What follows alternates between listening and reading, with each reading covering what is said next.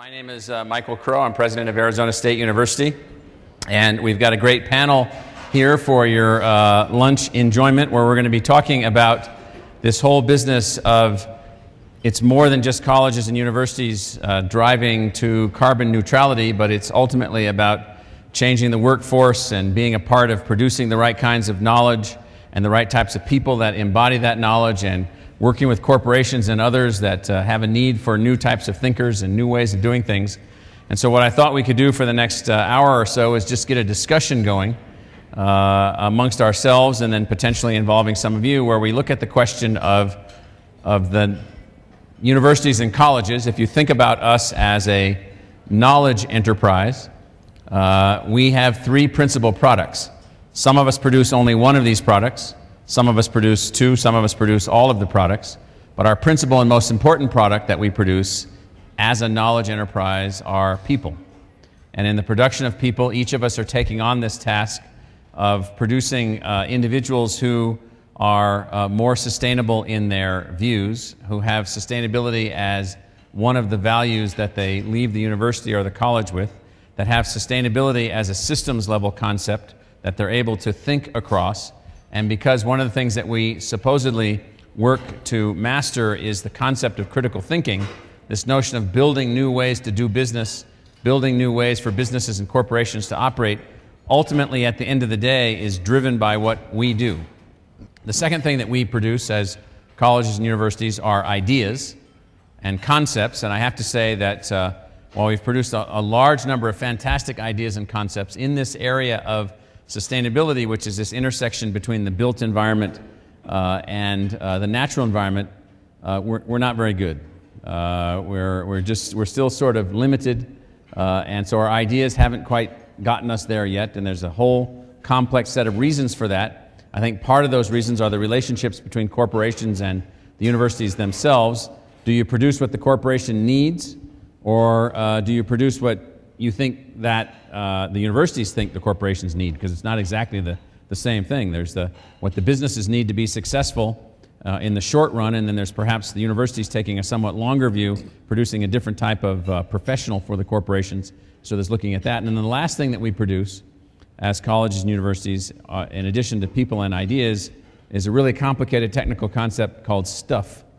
And so the stuff that we produce is anything from a completely green campus configuration to a completely reconceptualized pedagogy in terms of teaching and learning, to a new material, to a new object, to a new concept, to a new bacteria that can do this or can do that. And so all of those things are the kinds of things that we do. Now, given that that's what we do, and given that our role is to really produce the best and the brightest state-of-the-art thinkers in new areas, and often it's the case that corporations say, well, listen, you guys are giving us all this fancy schmancy stuff, but that's not what we need. What we need are solid writers who can critically work on problem solving, who are well grounded in basic skills, and don't worry about all the other stuff. Give us that. Or engineers that can do the right type of problem solving. And so what I thought we could do today with our three panelists is just get the discussion going. So I've got immediately to my left Lorna Donatani, did I say that right? Donatone. Donatone, I got it backwards.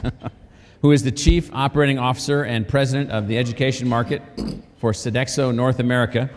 Now, Sodexo is a global corporation, and North America is a big space. And I don't know how many, do you feed billions of people yet, or just millions? 10 million. 10 million, that's a lot of people, as well as servicing organizations and providing a wide range of services. Paul Orzeski, who is the Global President of Honeywell Building Solutions.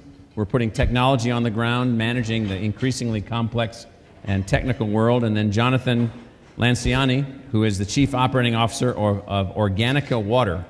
And Organica Water is the water that you're drinking. I hope it's clean. Because there are complex issues out there relative to the delivery of clean water, and Jonathan's going to talk about that. So why don't we start by talking a little bit about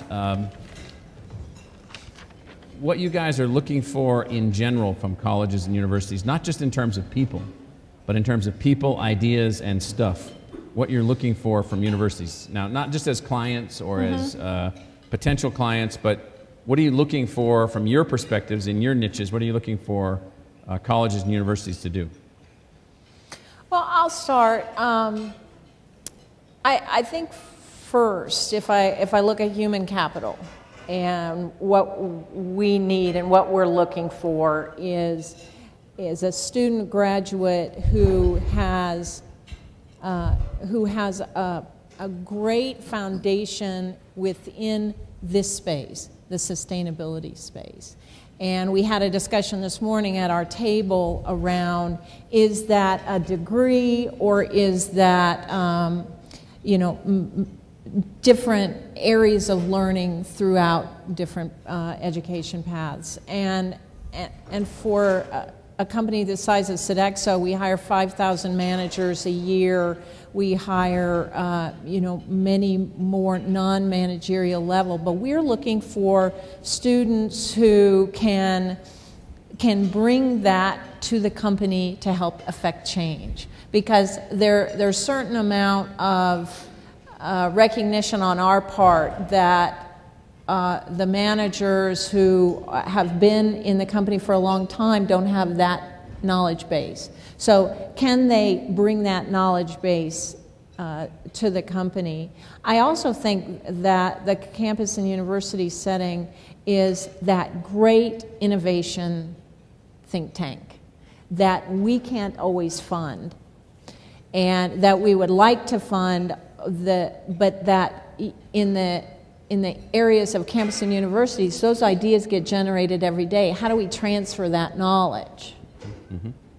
Yeah, so we're looking for well-rounded professionals coming into the workplace. And we were an energy services company. We've been doing this for many, many years. And it's easy to say we're looking for engineers, and of course we are, but we want them rounded. From an engineering or technology background, they have to be able to communicate. They have to understand the economics in this space, in particular in sustainability. But when I hire a finance person, or I hire a communications person, when I hire a marketing, even a lawyer, they have to understand what's happening. What are the trends in the marketplace? And there's nothing hotter than this right now than sustainability. They have to understand and make those business connections. They can be as theoretical as you want, but you better be able to connect it to a real business purpose. And I think in our lifetimes, there's only a handful of times you see a new concept come in like sustainability that really pushes the universities and pushes the industry into new space. And in some cases, it's the students pushing us. And when we saw some of that coming out of the .com era. You see these things kind of coming out of kind of a grassroots effort. This is one of those. We have to really pay attention, and we have to look for the best people in this space. So, Jonathan? I took a step back when you had originally asked the question, and I think to start my answer, I first have to define what it takes to win. Because to be in business, it's all about winning. And so I took a step back on behalf of Organica, and I looked, and I think it's important that the audience understand what it's going to take for our business to win and how we can feed that. And the first thing has to be that we have to win in something that's an everyday experience to make a difference in a sustainability market, which is all about what our product is. It also has to be a very visible solution. So we need to have the talent pool that can come deliver that. And then lastly, a critical element, as we discussed earlier, is a lack of awareness. So we need to have, in order to win, the ability to have an outreach to the community. Based on those three criteria, which is what it will take for Organica to continue to be successful and prosperous, we've determined certain job requirements that we need from the university space to provide that. And Mike, I would say that first off, every job that we have, every job description we write, every interview we conduct, one of the first things that's a requirement is they have sustainability in their background. So regardless of the discipline, finance, accounting, human resources, they all must have sustainability in the background. Number two, they've got to actually be global, because this is a global issue. It's not just a US-centric issue. And one of the things that we fail to do here in the US is recognize the global implications. We're very myopic here in North America. Third criteria is they're going to be passionate. And that's something that's genetic. So the universities that are promoting sustainability are going to attract a certain talent pool of very passionate students. Those that aren't will not attract that caliber. So right off the bat, there's a funnel effect that we expect to see from our pool of candidates based on where they came through matriculation. We also need candidates and students to come that are willing to do three things. Number one, they're willing to teach.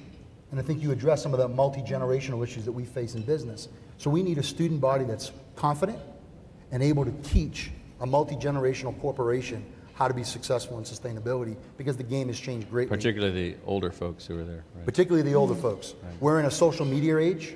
We're in an age where student activism and student influence drives decisions and drives spending. And so therefore we need to understand that as business executives. We also need somebody that has a level of humility, because it is a social issue. And then lastly, I would add to it that there needs to be somebody who is analytical, innovative, and then lastly, able to commercialize. Because at the end of the day, winning is about making money. And in the business world, we're not in the social activist business. We must generate a profit. And so we look at that financial act as well as the analytics. You know, can I just tag on to something Jonathan just said, because the passion that that he referred to is so critical. There's a question last night during the dinner to the speaker about how do you get it done?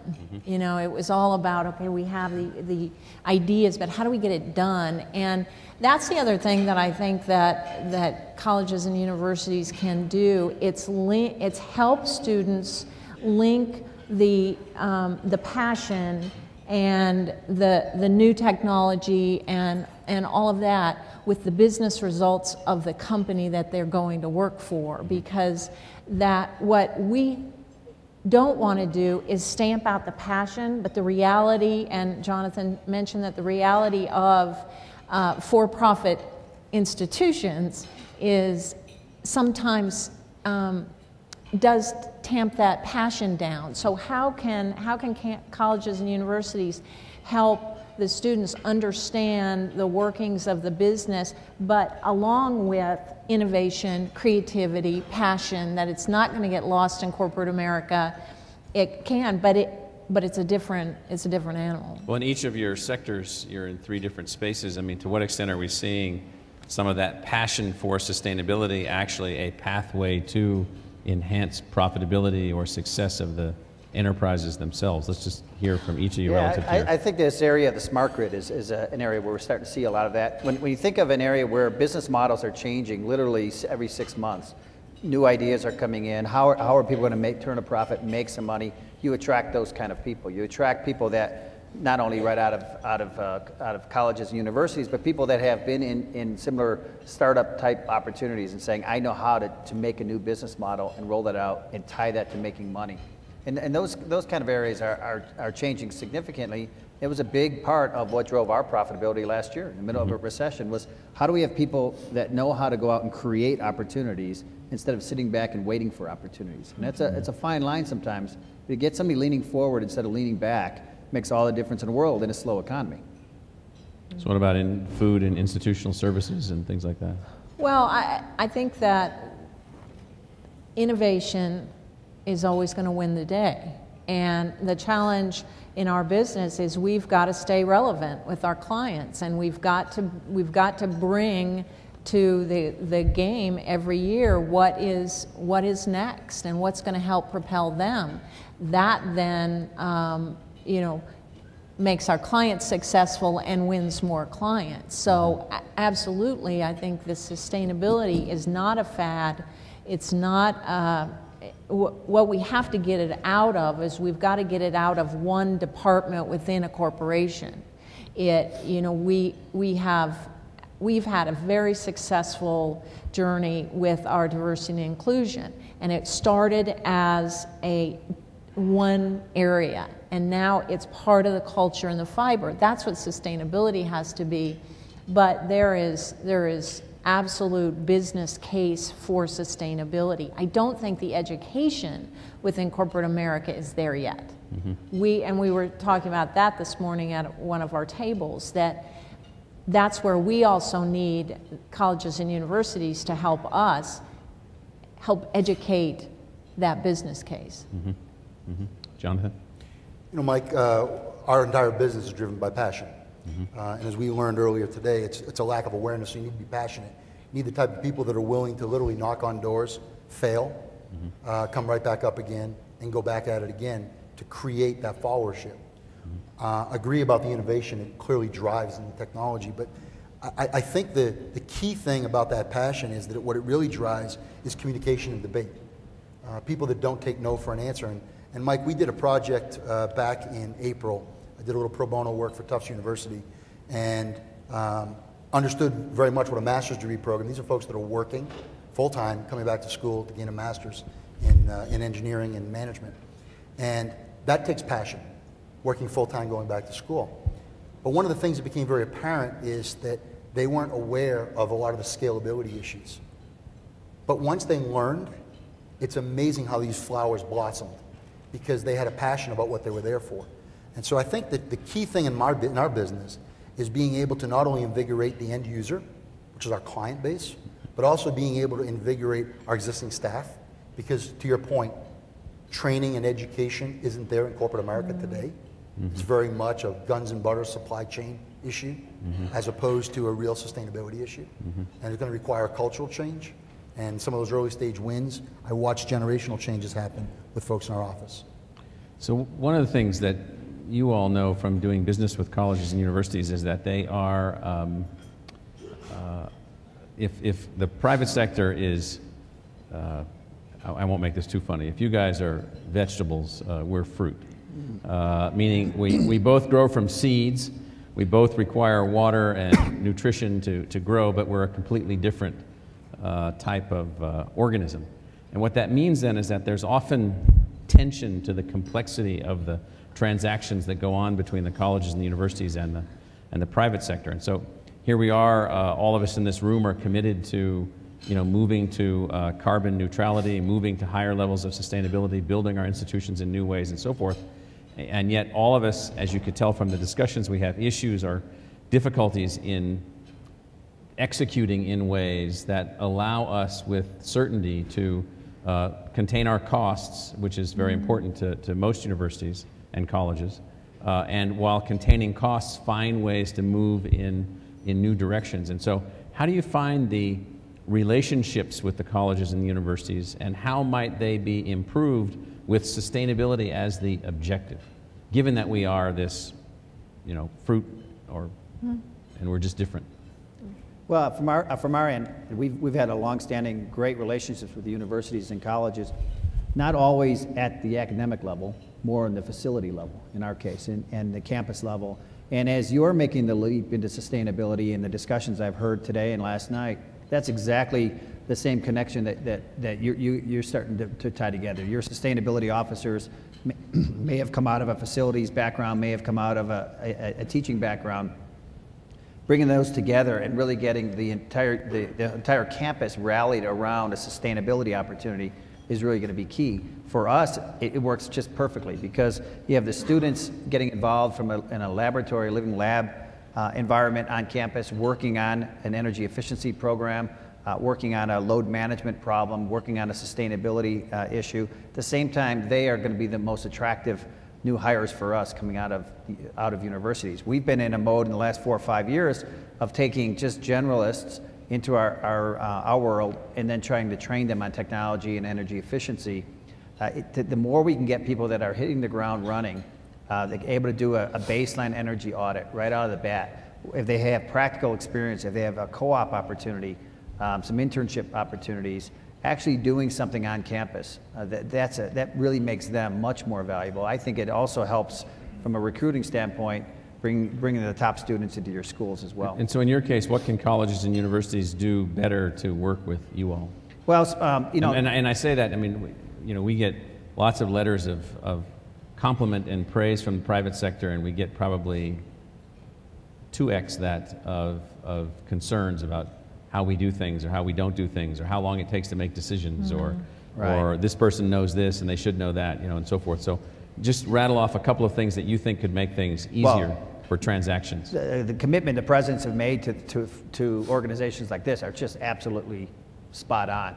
And naming a sustainability officer that can work with technology providers, can work with solution providers, and help bridge those natural gaps. You know, when I was having a discussion with somebody about their nursing program and what would the nurses really, why would they really care about sustainability?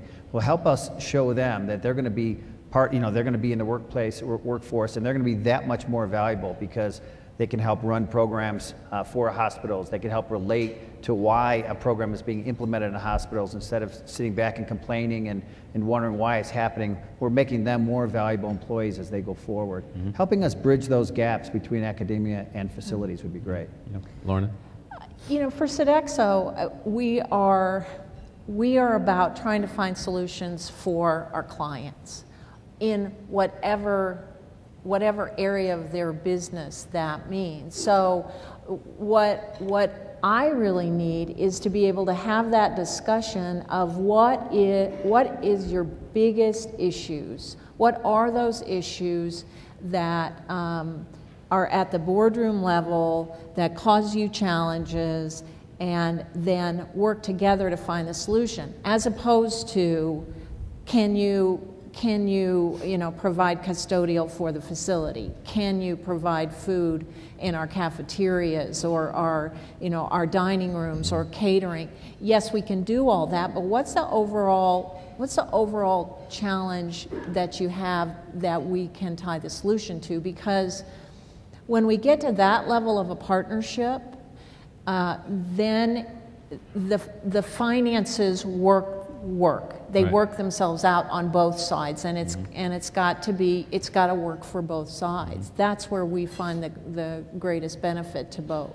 So interestingly, we've been able to do that with some partners where we've been building facilities with partners, and we'll say we need everything to be LEED certified to a certain level. We need certain types of water movement and all these other kinds of things, and that has been easier for us because it's a single transaction which leaves behind a working facility as opposed to an ongoing day in and day out relationship, which is more complicated and more complex. And often more powerful. It's often very visible to do a new project, a new facility, but when you look at the U.S. compared to the rest of the world, there's just not that many new facilities going up. It's far less sexy to do energy efficiency on an old building and upgrade it and put it in real new technologies that save and pay back immediately compared to the turbine or the solar panels that are going up. And you have to engage us though in both those not so visible activities, and maybe engage us and help you market the benefits of something like that compared to the obvious thing as you drive by the highway and see a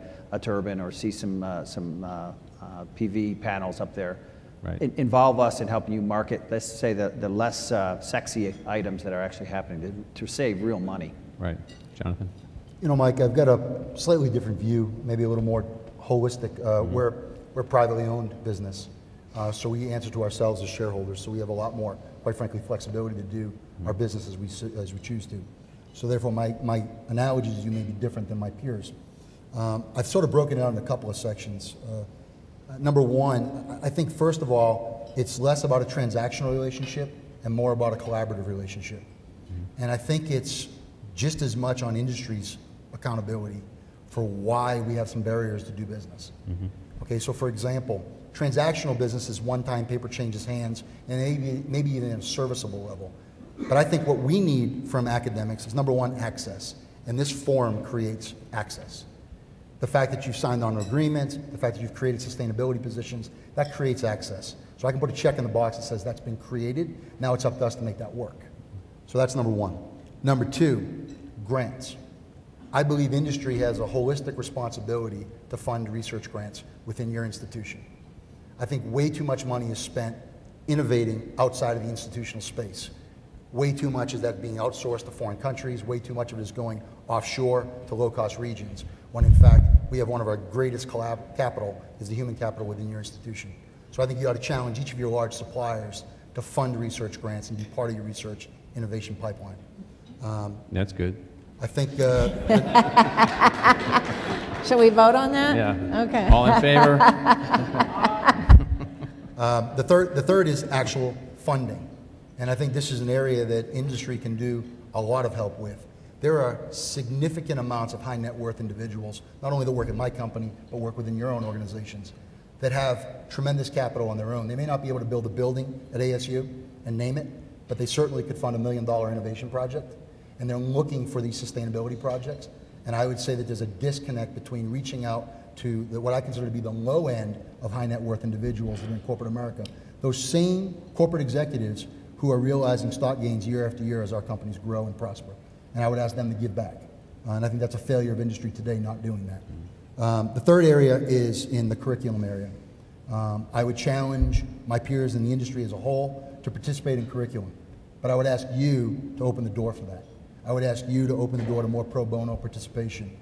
Work with your department chairs, work with your heads of the departments to create a curriculum involvement of your large suppliers so that the new generation is learning about PV, learning about building air exchange, learning about water, as opposed to just relying on older technology and older curriculum.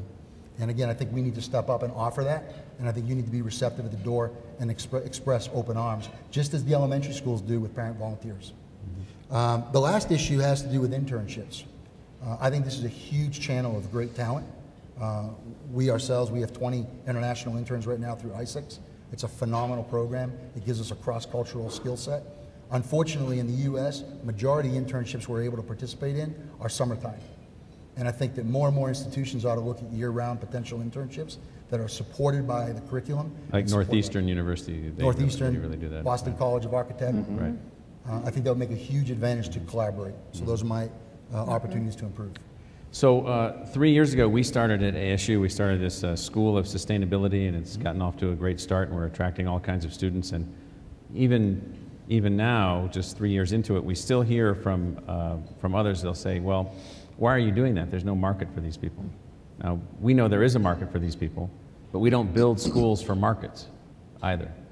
We wouldn't have a theater school like we do if we were worried about the market. And so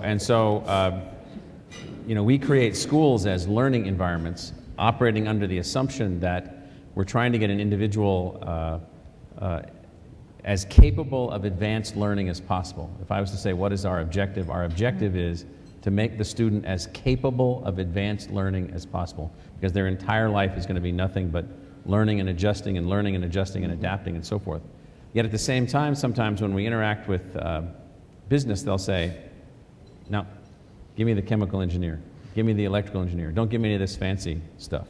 I don't want the fancy stuff, I just want this basic stuff at the you know, lowest possible market price. There's nothing wrong with that in terms of entry-level people and so forth.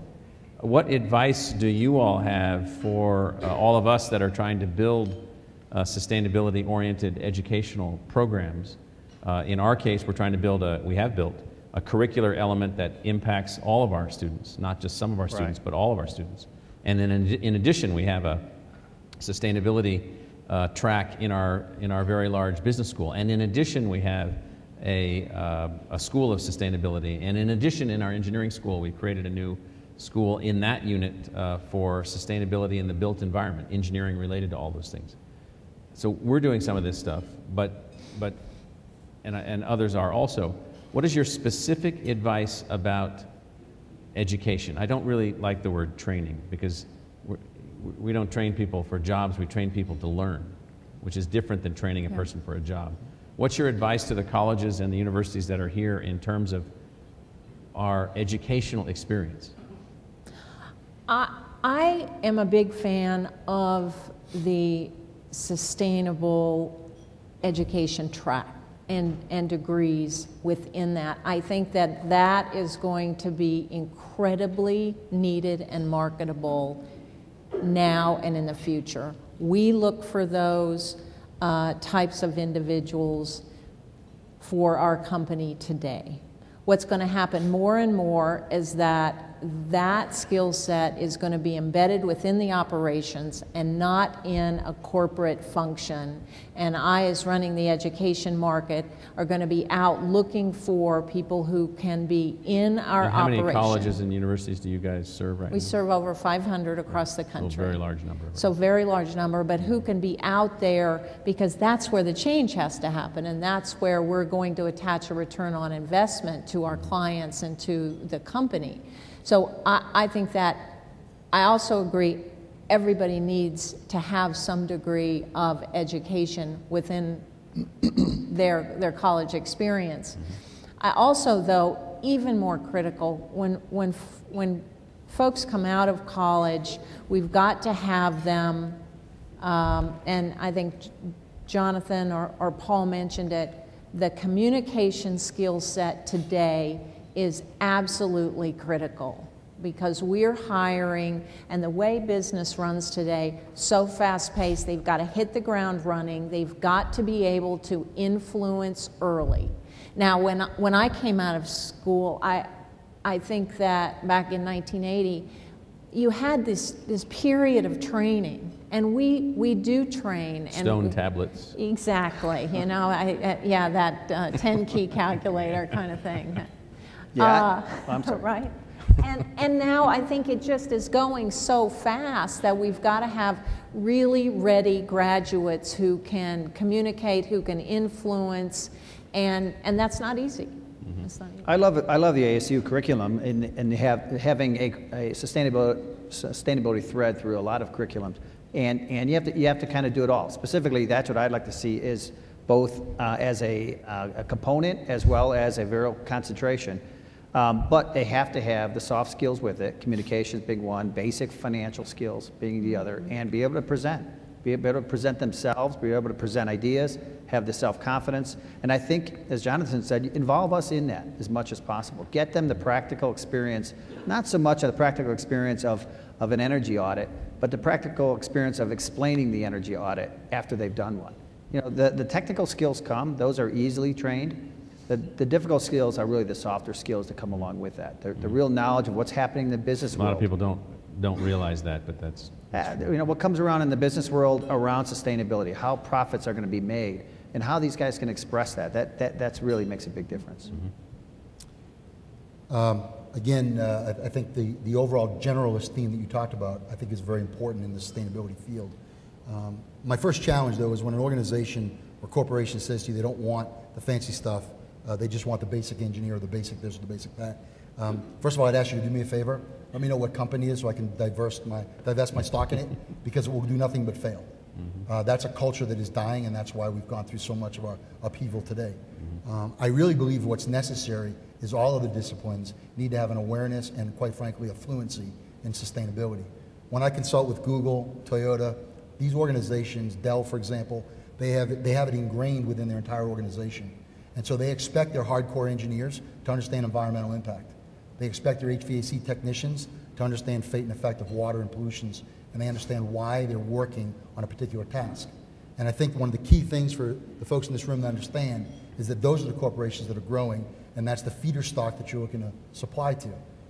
I would also advocate from an academic, what are we looking for from a curriculum standpoint, is the ability to have that very confident level that their instructors get it. What I hear as I go across campuses, and many times when I speak to the students that are driving this, I oftentimes hear, I get it, but my professor doesn't. Mm-hmm. Okay? I think that's an attitude that needs to change. Yeah. And that's part of the challenge that we have with that mixed generational stratified organization. Right. And I think that's a challenge that these young students are facing today, is what they read in the paper and what they see. If it's not reinforced in the classroom, then they really are not learning. That's part of the whole logic behind what we're doing with the President's climate commitment itself, which is that at the end of the day, we are, as a society, what we teach young people. That's what we are, and we can't teach something that we can't do. Mm. And so if we can't make ourselves climate neutral, how can we expect anybody else? And Precisely. If hanging out at the university or the colleges are supposedly a bunch of nerdy brainiacs, then you ought to take these nerdy brainiacs and say, at least we can make these institutions carbon neutral. No one else seems to be able to do it. Why don't we figure out how to do it? And so that's a part of the whole logic. So I don't have my watch, and so I don't know what time it is. 10 after 2. Okay, great. So I'm gonna see if there's any comments or questions from anybody out in the audience. I don't know if do we have a microphone or anything? And if not, then here comes a microphone off to your right. And if people could just say who they are, and that would be helpful. Jim Elder, Campaign for Environmental Literacy, and it's a tremendous conversation. I have an assumption that I'd like to just put out, that in addition to some baseline sustainability understanding, that graduates of different types of programs, whether they're engineering or architecture or business or law, should also have some specialized sustainability understanding that's peculiar to that field. And it's going to probably be different. That what engineers need to know about sustainability is different from what lawyers need to know. Absolutely. And if you agree with that, what's the pathway forward to creating that? It seems like there's got to be some sort of collaboration between the businesses that are hiring those people and the schools that are producing them to really identify what those learning outcomes are that are needed. Well, I'll take a stab at the first thing is that, first of all, sustainability is an interdisciplinary issue. So there is no one singular department that carries the brick up the mountain. So I think first and foremost, you have to look at it from a very ground, bottoms-up perspective. So if you talk legal, you have to understand what are the current regulations, what are the future regulations, and what's going on in the lobby. If you're talking environmental sciences, you have to look at what leading technologies. And I think each one of us have discussed the importance of having a forward look. My own personal belief is every student ought to have some aspect of sustainability tied to their curriculum, regardless of what their degree is, and it ought to focus on their area of expertise. And I would suppose that within this group right here, you could establish a very well-grounded panel that could establish exactly which disciplines need to focus on which area of sustainability, because contained within this room are really the movers and shakers of that curriculum. Yeah, and I would continue to involve us and our peer companies as we are providing solutions to the campus. Ask us to also bring out our lawyers and bring out our finance team and explain. Your friendly lawyers. Our friendly lawyers. Yeah, not the, our contracts folks who actually look at the dealings that we have with you, and they understand the risks and the risk management that's involved, and have them have side conversations with your team. I'd also challenge your professors in those areas of education to get themselves connected in the business world. If you're in law school and you're going to get into the field, you better know something about this. You better, just like you better know something about the IT world, you better know something about internet law, you better know something about Sarbanes-Oxley, you better know something about sustainability, and they have to be continually educating themselves. I think what would help corporate America, as well as colleges and universities, would be to create more externships around this to explore that. As we mature in our sustainability journey, can we partner and have students within sustainability curriculums into the company to help pick up some of those ideas within the company? I would be really excited about creating that within the company, because our challenge is we've got so much ideas and innovation out there. It's getting it all together. So I think we'd love to have partnerships like that. Well, I assume you guys don't answer this, but I just sitting here listening and just sort of says, you guys should all get together and say that, we'll help you meet your climate neutrality in a sort of key, one shop, all done. You're going to get to carbon neutrality and sustainability by working with a coalition or a group of companies that can provide a certain set of technology packages, service packages, absolutely, and so forth. So, that's correct. Yes, Michelle's back there somewhere. Hi, I'm Barbara Minsker from the University of Illinois Urbana-Champaign, and we've pretty much decided not to have a sustainability major of any sort, but we're now having a hot debate over whether to have a sustainability minor or concentration. Right. And I'm curious, as employers, how important it would be to you to have some kind of label on the students that have had exposure to sustainability. We have one side saying, well, different fields need to learn different aspects, so we can't come up with a campus-wide definition of what that should look like. But on the counterpart is, if we wait for our departments to each one come up with it, it's going to be a long time before the students have access to that. So I was interested in your perspective on that issue. I'm not a fan of a major. I would prefer to see a curriculum as a concentration or a minor, and for many reasons. But I think 5 years from now, this is just going to be the way it is, And if somebody got an e-business major in the year 2000, that doesn't really mean a lot in today's world. It means, you know, you're in business today, you're not in e-business. And you know, so to kind of jump on that as a full-time major, I don't think that does them any favors. I think at the end of the day, having a connection, an articulation of what kind of sustainability experience and learnings they have is very important, but they also have to communicate it. And specifically, what does that mean for where they want to go in their career? It comes back to promoting and communicating themselves. I think it's going to be a differentiator for that student. I really do, because I think that we in corporate America acknowledge it is not business as usual. And it accelerated not business as usual in the last 2+ years of this economic decline. And where you cannot do the same thing, it just doesn't work. And so I think that graduates with that type of education are going to have a leg up. They're going to have differentiation. It's just like students who are coming out with language. That in global business today is critical. So, you know, that's my belief. I think they'll have a real leg up.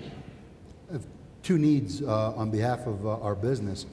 From the pure sustainability degree perspective, I have two roles within our organization where that degree becomes very critical. One is the facilitator that works cross-departmentally and helps bring the organization. So we at Organica, we have what's called Organica Business Systems, and it looks at every facet of our process, our manufacturing, our human resources, all interdepartmental related. So from a sustainability perspective, that becomes, quite frankly, the coordinator and the backbone of our internal sustainability process. We would then have an externally looking sustainability person who would be able to look forward at the market trends and what's going on in the market space, be able to coordinate with our marketing and sales capacity to change our message, to evolve our message to better fit your needs. Now with that said, that's only really two defined roles, and as our business grows, we'll have more capacity there. But the majority of our needs are actually in hard science, hard engineering, hard finance. And our weakness is not having those folks come out of school with an awareness of sustainability and a practical. Because then it costs me more after I hire them to then train them about what their impact is. So on the shop floor, when you're dealing with a person operating a drill press and you have waste, I have to teach this person not only how to eliminate the waste from lean manufacturing, but I also need to teach the sustainability aspect. So that's where I think the minor, or at least some association with curriculum would be helpful. Okay. Somewhere over there, I can't see everywhere. Yes. Hi, I'm Eric Huntsinger. I teach at a Stray Mountain Community College, economics, and Dr. Crow, I'm actually alumni of Arizona State. Nice to see you. Exactly. And I try and infuse sustainability into particularly my microeconomics course. And I know probably some students think it's kind of an add-on compared to what we talk about in the textbook. So I wanted to hear from the panelists. We talk about businesses in a very self-interested way, maximizing profit, which is revenue minus cost. So how do you see sustainability as A, increasing revenue, and B, decreasing cost? Yeah, so both in our case. Externally, when we sell our energy performance contracting or energy efficiency programs or remote monitoring, it's all about reducing our customers' costs so they can increase their profit and use it to reinvest in long delayed improvements in the campus. Internally as well, we'll look at it that way. But if you just look back in the last 18 months in a very soft economic environment, people were not spending money on cool technology. They weren't spending money just to get green, or at least not serious money. What they spent money on was, show me how you can reduce my bottom line or improve my bottom line by reducing costs. And if as a secondary benefit that helps us actually get more business, get more revenue, then that's a secondary benefit.